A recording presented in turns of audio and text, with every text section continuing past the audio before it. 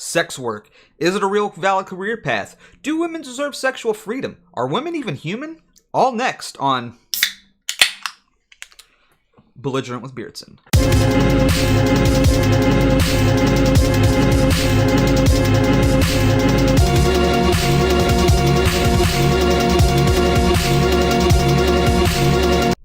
What's going on, my dudes?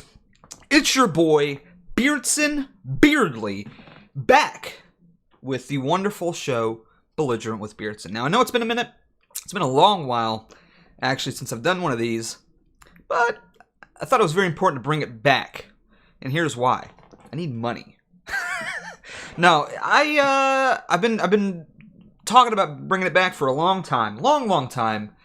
And today, I finally got inspired. Today by Twitter. Now, I'm not sure you know this, but there are women on Twitter that are just actual whores. And I don't mean that as an insult. Well, I do kind of sort of mean it as an insult, but they call themselves like sex workers, right? They literally just sell pictures of themselves naked for like $10 a pop on Twitter. And you know, this is something that's been going on for quite a minute now, but it's very interesting. It's a very interesting phenomenon, especially considering the fact that you consider in that, you know, most women are single now, marriage rates are plummeting, divorce rates are skyrocketing, and men and women are becoming more and more isolated. It's a very fascinating phenomenon to see women literally just posting pictures of themselves naked on the internet and then, you know, also selling them for like, you know, like $20 a pop for like, you know, a picture of them fingering themselves. It's very fascinating stuff. And I kind of wanted to talk about it today and talk about this whole phenomenon and talk about why women are single now. Now, a lot of people seem to think that women are single now because men aren't making enough money, which is partially true, let's be honest. I mean, more women are going to universities nowadays, more women are getting these high-paying jobs and becoming career women and you know, devoting themselves to their careers, and men, unfortunately, are being, you know, let's be honest, a little bit marginalized when it comes to careers and college and education and things like that. I mean, women are clearly taking the lead here in that regard, and partially due to that is because women are just handed money left and right to go to school, and especially to enter fields like STEM. I don't know why it's so important for women to get into STEM. I don't know what it is about, you know, science and technology, engineering, math, etc., that it's so important that we have to have women in these fields, because it's like, I mean, let's be real, scientifically speaking, women aren't as good as that as men are. It's just it's a fact. It's a common fact. I mean, you know, I hate to be a misogynist here,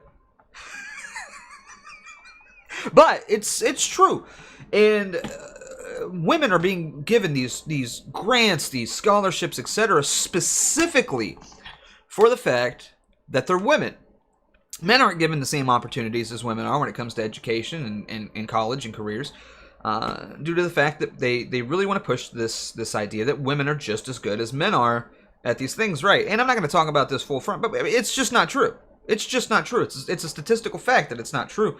So that's why you have this huge discrepancy of women outpacing men when it comes to college. And yet, even with all of the opportunities afforded to women in education and in these career fields, they still sell pictures of their pussies to strangers on the internet for $10 a pop. It's incredible. It's really fascinating. And you see a lot of these women doing this, and obviously they have self-esteem issues, and they're very defensive about this. They're very proud of the fact that they take their clothes off for money. And you know, it used to be like 10, 20 years ago, this was something that was rightfully shamed within our society because it's harmful to the person doing it, and it's harmful to the people that are giving them money, right? I think we can all agree on that. But now, why, if I was a single man, why on earth would I bother dating? I mean, honest question. Why on earth would I bother dating when I can go on the internet open my Cash App, send a girl $20 without ever having to talk to her, and see her butthole. Jack off, clean myself up, and then resume playing World of Warcraft Classic. I'm sorry, I'm failing to see a downside here. Okay? I'm still busting my nut. This girl's still making me bust my nut.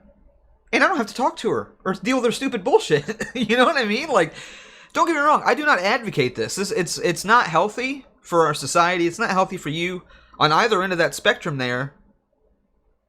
But I'm also failing to see what I'm getting in return for all this hard work of talking to women and taking them out and spending $50, $100 on a date and then clothes, when I could just spend $20 and then use the rest to play fucking video games. That sounds much more appealing to me as a bachelor. I'm sorry. Granted, you're missing the human companionship piece, but that doesn't really seem to be important to people anymore. It doesn't. It seems to have fallen by the wayside now. Like, this whole idea of having a partner in your life just seems to have fallen completely by the wayside. It doesn't seem to really matter anymore to people that they have someone that has their back, someone that's going to be there for them and help them build a life. Because quite frankly, it's hard. It's hard work. Why? Why would I bother doing that? And that's really the problem. And a lot of these women seem to delude themselves into thinking that, oh, well, I'll just do this for a little bit, so I can afford my car payment or, go blow it on $100 lobster. Because that's what women do. Women don't save money. They don't save money. They don't spend it wisely. Most of the time, these women that are selling nudes tend to just blow it on frivolous crap and then take pictures of it and be like, look, I bought this $100 makeup kit because I sold pictures of my butthole to this guy. You know what I mean? And it's like, they seem to think that eventually they'll just be able to stop and then they can start dating and find their husband. They think that some rich, egalitarian, philanthropist or whatever is going to just be like, I'm going to pay for everything. You're so pretty. And I'm just going to give you all this money for nothing. And you're going to live so happy. And you won't have to sell pictures of your butthole anymore. I really hope it's like Pretty Woman, like Richard Gere and Julia Roberts. And it's like, no. No, I'm sorry. That's not happening. That's not happening, sweetie. It's not going to come for you. And it turns out you're going to keep doing this till you turn about 29 or 30. And then you're going to notice the cash apps are starting to slow down. They're starting to slow down a little bit because you've hit what we like to call the wall.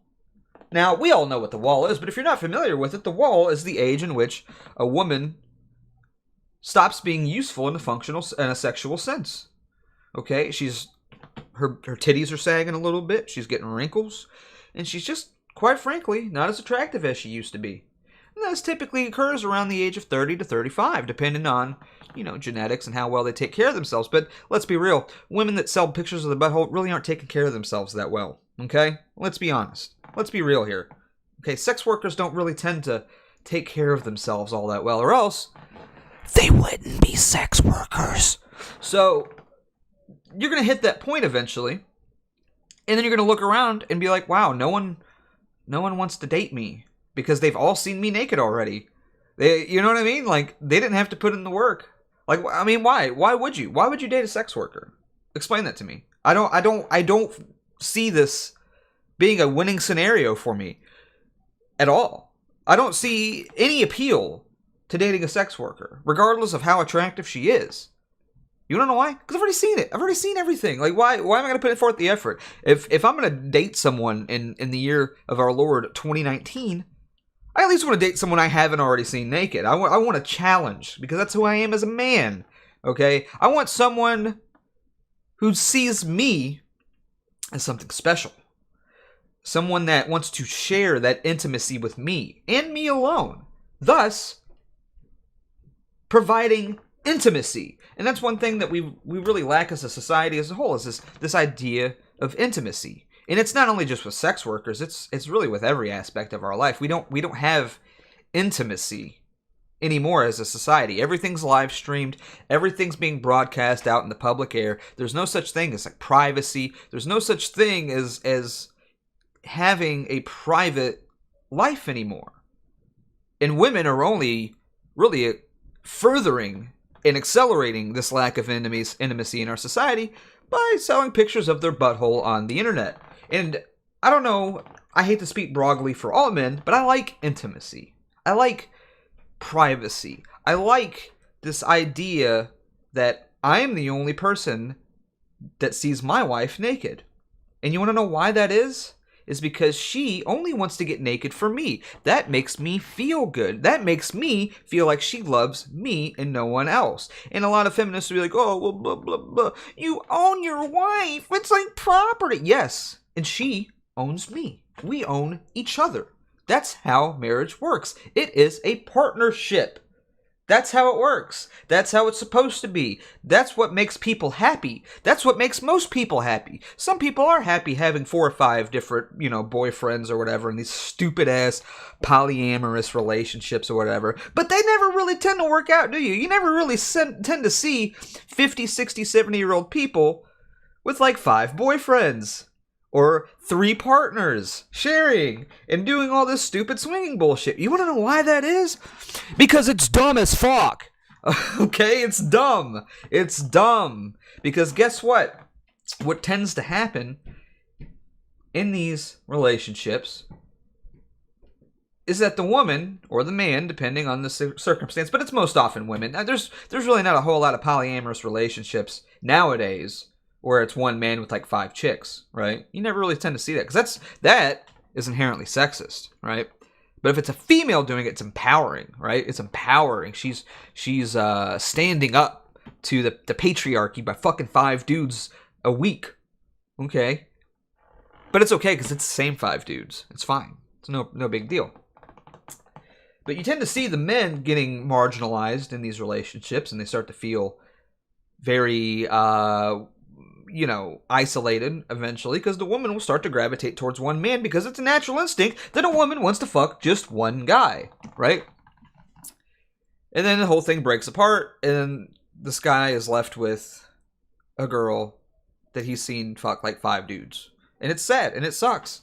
And it's really kind of the same idea with sex work, okay? It's the exact same idea. Men do not find this appealing. Okay? They think it's good for a quick jack-off session, right? They're like, oh, this girl's really attractive. Boom, here's $10. Wink, wink, wink. Cool, I'm done. Video games, awesome. I didn't even have to talk to her. That's excellent. And you know what they're going to do? They're not going to, hit this girl up again and be like, wow, you're so beautiful. Will you please be my girlfriend? Blah, blah, blah. No, it never really happens. You'll see it with, the very bottom of the barrel guys who are very desperate, right? But those girls don't want those guys. They don't want those guys. They want the rich baller who's going to save them, right, from this horrible thing that they're doing, even though they actually don't see it as horrible. But deep down, they know. Deep down, they have a guilt about what they're doing, and that's why they're so defensive about it and they're so loud about it. This is a thing that you see really in society all the time now. You see it with gay people. You see it with trans people. You see it with sex workers. You see it with women and very feminine sides of our society, is guilt being broadcasted out and used as a weapon to attack you. You're the reason I feel guilty. No, it's not. But that's the way they see it. That's why gay people will often try to call you gay, is because they know deep down it's a very shameful thing to do, and it's not right, and they feel very unhappy about it. And that's why they want to use it as a weapon to attack you for not liking gay people. And they want to call you gay. It's happened to me all the time. Gay people call me gay all the time. It's fucking hilarious. I love it. Please continue. Please continue to bring light to the fact that gay should be used as a slur, because it is a very bad thing to do. Love it. And again, that's why they're so defensive about sex work and all this. Because they know. They know deep down.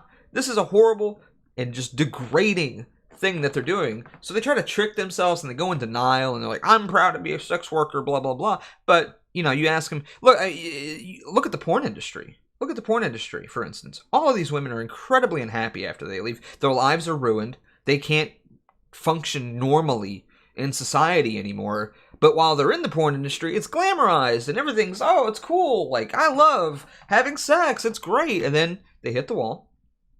They get kicked out. And they're miserable. There's tons of documentaries about this. It's so easy and evident. And yet they keep fucking doing it. But with the porn industry, it's a little bit different, because a lot of these women are just manipulated into doing these things. There's a lot of drugs involved, and they kind of end up becoming dependent on it, and then they start same thing with sex work. Kind of, they start linking this dopamine rush of like sex with money, and it kind of rewires their brain. And there's a lot of scientific studies on it. I'm too stupid to really talk about it, but it's true. You should look it up. And it's really sad to me that these women think that this is a path to their happiness. Right? They think this is going to lead them somehow to finding the man of their dreams, and it's not. No man, no self-respecting man at least, is going to marry someone who sells pictures of their pussy to strangers on the internet for $10 a pop. I'm sorry, like, that's not going to happen, okay? And any man that you date, they'll find out eventually. And when they do, they're going to be very unhappy. And when they're unhappy, they're probably going to leave and find someone who hasn't done that. So, before you send that pussy pic to XXX Sephiroth XXX over Snapchat or whatever, maybe think about your future. Maybe have a little foresight into what is going to make you happy.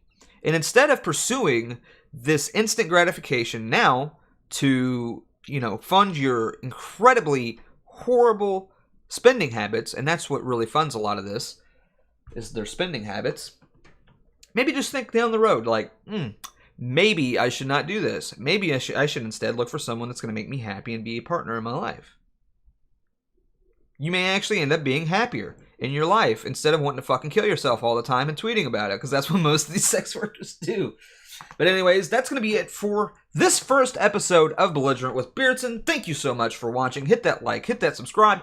Be sure to watch the Weekly Sweat Friday nights at like 10-ish Eastern Standard Time, something like that. Whenever we feel like it, really. Fuck the fans. Subscribe to Gumroad, gumroad.com/The Weekly Sweat, where you can catch every episode of The Sweat that we've done for like the past 2 years on The Weekly Sweat. And of course, I'm going to be doing bonus episodes of Belligerent with Beardson exclusively on the Gumroad, gumroad.com/The Weekly Sweat, so stay tuned for that as well. We're going to try to do these about once a week, I think. I think once a week is a fair amount of videos to do. So we'll do one episode a week, and then a bonus episode once a month. I think that's fair. So, thanks everybody for watching. Like, subscribe, give me fucking money. If you want to donate, streamlabs.com/gamervet. We'll see you next time. Bye. Fuck women.